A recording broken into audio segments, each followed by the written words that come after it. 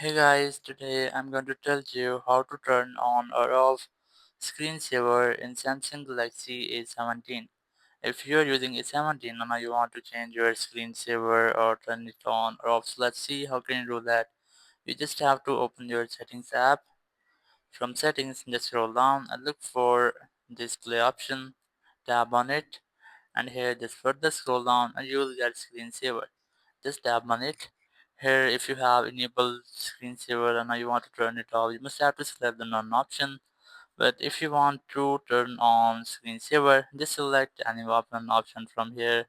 Here's the colors option. Here's you can easily get the preview. Here's the device control. Just select that and then select the preview option to get a preview of your phone screensaver.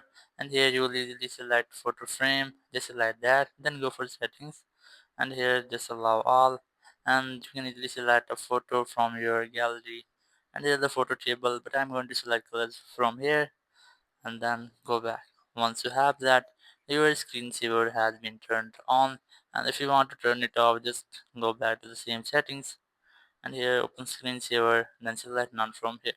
So in this way, you can easily turn on or off screensaver in Samsung Galaxy A17. Thank you very much for watching the video. Until next video, bye bye.